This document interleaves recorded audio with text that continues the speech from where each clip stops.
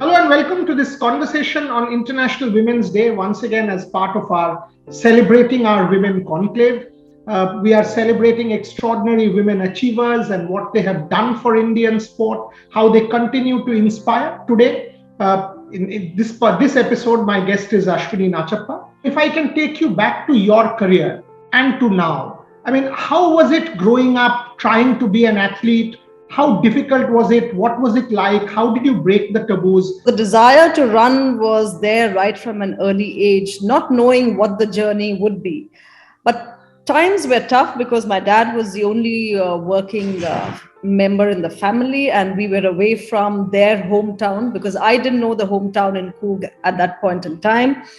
So for my mother to kind of adapt to being a Bengali in the literal sense in the colony and learn Hindi and communicate. So it was challenging right from the beginning, but I think both my sister and myself didn't have that kind of challenge because we grew up there for a certain amount of time. But since the factory went on lockdowns, it used to be for months together, and my sister was studying in Chandanaghar, and I was in the colony school itself of the Birla Rayons.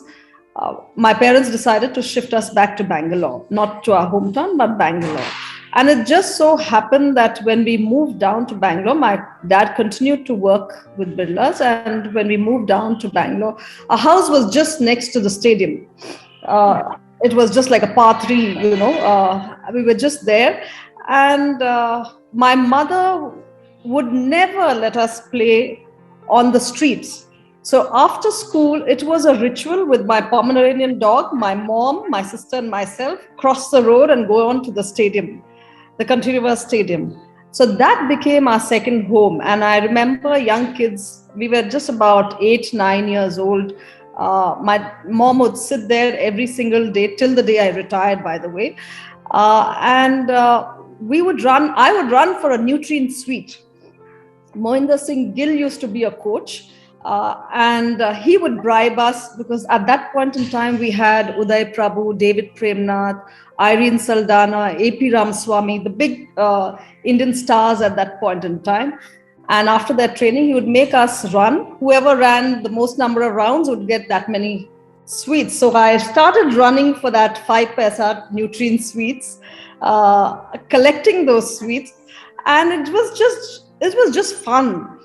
But I think the coaches saw something in us, both my sister and myself. Though my sister would hate to run, she would love her Amar Chitra Kathas and sit at the side of the stadium. But that led us to becoming the school champion, Bangalore school champion, the Karnataka school champion.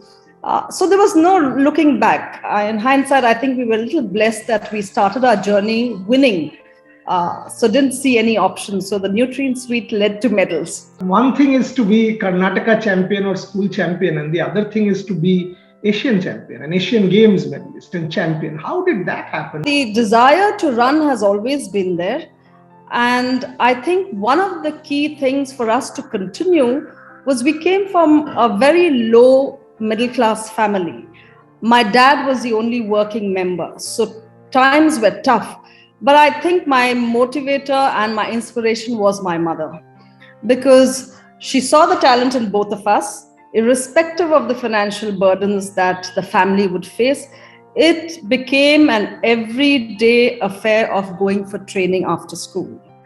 And since she realized at that early age, when the coaches would speak to her that they have talent, she really went all out to ensure we come out. And for us also, having grown up in that background of, really barely able to eat 2 full meals properly, it became a kind of, stubbornness within ourselves, especially me, to get out of that system, to be seen to be doing well, even at an early age. I remember when I won the first national medal under 13, I was 12 years old or something, and Bangalore hosted it in 1980.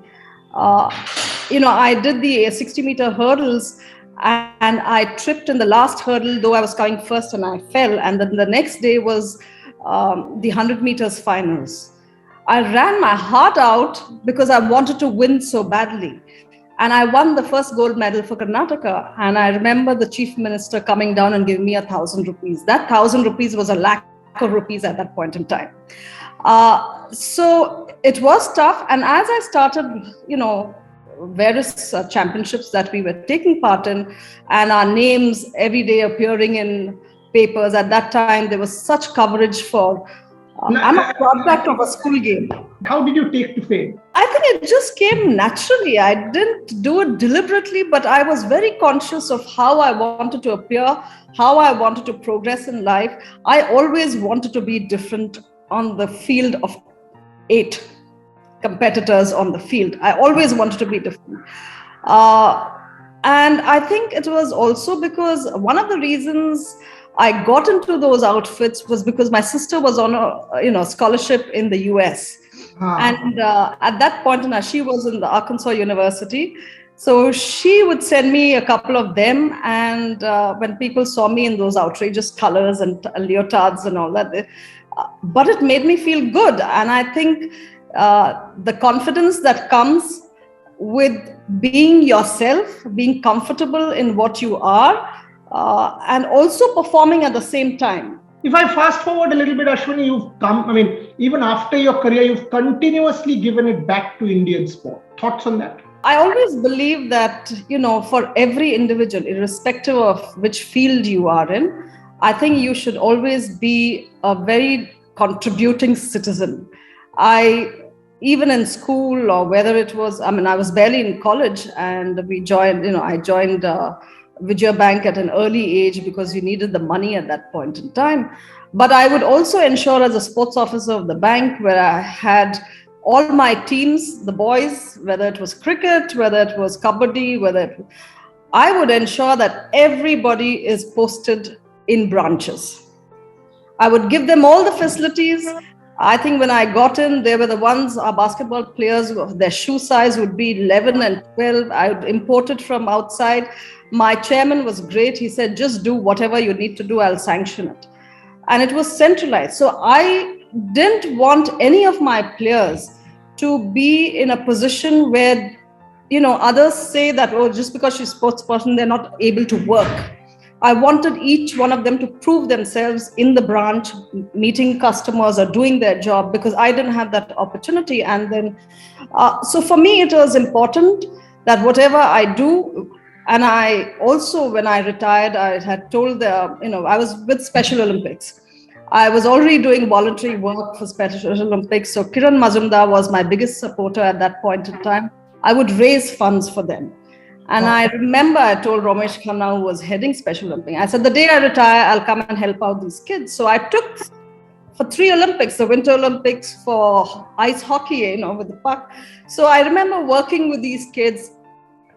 Working with kids came naturally. If I see the last 30-year journey, a significant contribution from women, again, I go back to your age, but Tokyo was a kind of defining moment. How do you see the future? There has never been a time in Indian sport where sport as such has been given such importance. It's not just the elite sport, but even through the pandemic, when you see whether it is Fit India movement, whether it's Khelo India, there's a lot of energy, resource being put in for the wellness of citizens as well as for the elite sport. And I think that kind of investment is really paying off. I think the journey has begun. It's the time to be seen as a sporting nation. Absolutely fabulous talking to you, Ashwini. On Women's Day, can't be a better interview. Thank you very much for your time. Thank you. God bless.